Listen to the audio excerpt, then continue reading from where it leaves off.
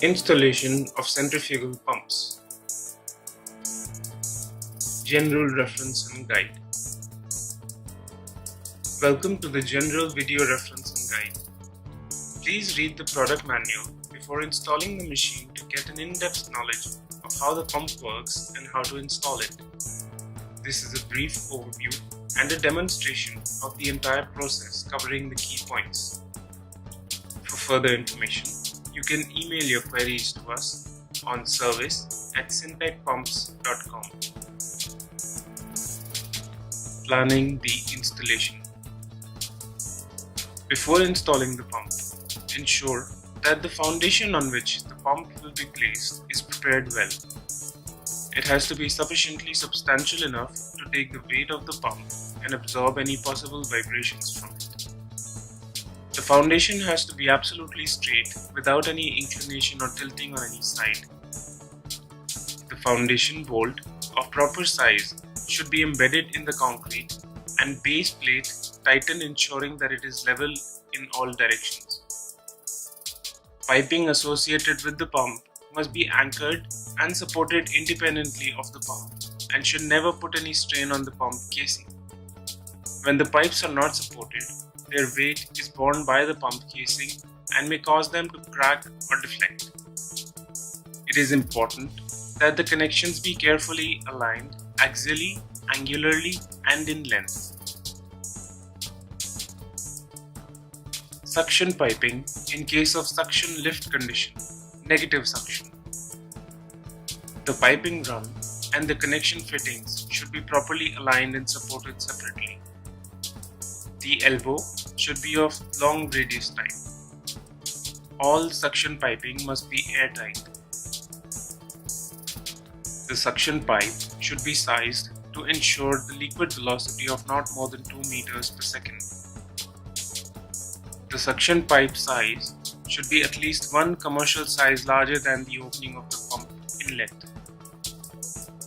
All suction pipes should have a continuous rise to the pump suction inlet. 6 mm per 100 mm slope is recommended. No isolation valve is recommended. There should be a tapping provided for installing a vacuum gauge in suction line. The reducer joining the straight length of the pipe in the pump line should be an eccentric reducer with the inclined side of the reducer as the bottom side. The straight length of the pipe after the eccentric reducer should be 2 times of the pipe diameter. The suction strainer must be at least 4 times the suction pipe area, and the mesh size should screen out solid particles that could clog the impeller. The minimum depth of submergence of the strainer should be at least 3 times the pipe diameter measured from upper row of holes of strainer. The distance between the bottom of strainer and the floor of the tank should be considered as 2 times the pipe diameter. Suction piping in case of flooded suction condition, positive suction. In case the water is being supplied to the suction through gravity, for example an overhead tank, a slightly different setup is needed. The elbow should be of standard type or of the long radius type. Isolation valve should be provided in suction line. The pipe supplying from the tank into the pump should have a descending inclination. The straight run of the piping leading to the pump suction nozzle should be at least 3 times to 6 times the diameter of the pipe from the upstream elbow. The suction pipe should be sized to ensure a liquid velocity of not more than 3 meters per second. There should be a tapping provided for installing a pressure gauge in the suction line. The reducer joining the straight length of the pipe in the pump line should be an eccentric reducer with the inclined side of the reducer as the top side. Description of the discharge pipe. There should be a pressure tapping as close to the pump outlet and before the isolation valve as possible to measure the pump shut-off head. Concentric reducers are installed in the discharge pipe to minimize friction losses. The check valve used in the discharge should be of non-slant type to prevent hydraulic shocks. The isolation valve is provided downstream of the check valve so that these can be taken up for serving whenever required. Discharge pipe size should be at least one commercial size larger than the opening of the pump outlet. The number of fittings and size changes should be minimum to prevent fluid friction losses. Expansion joints may be used only after a careful piping analysis, especially when the discharge pressures are on the higher side. Installation of pump and prime mover.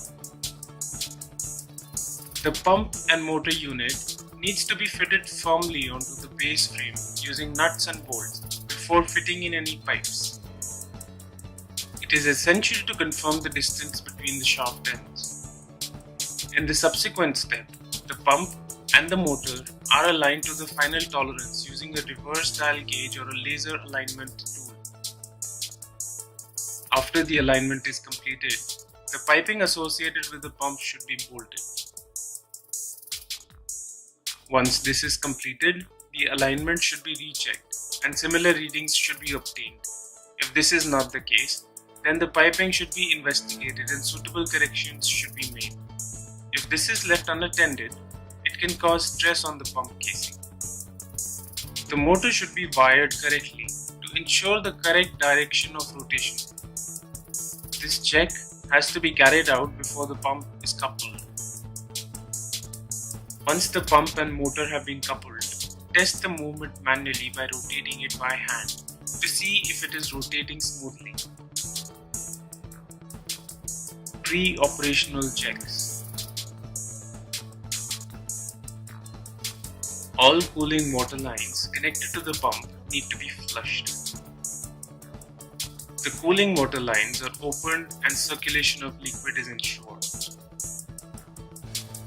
Bearing housing should be drained of their oil and refilled with fresh oil of correct viscosity. It is necessary to confirm that the supply and return cooling lines are connected to their correct header. Place the coupling guard and tighten the bolts. Ensure that pump suction valve is fully opened and all joints are checked for any leakage. The opening of discharge valve is kept closed as this prevents the overloading the prime mover.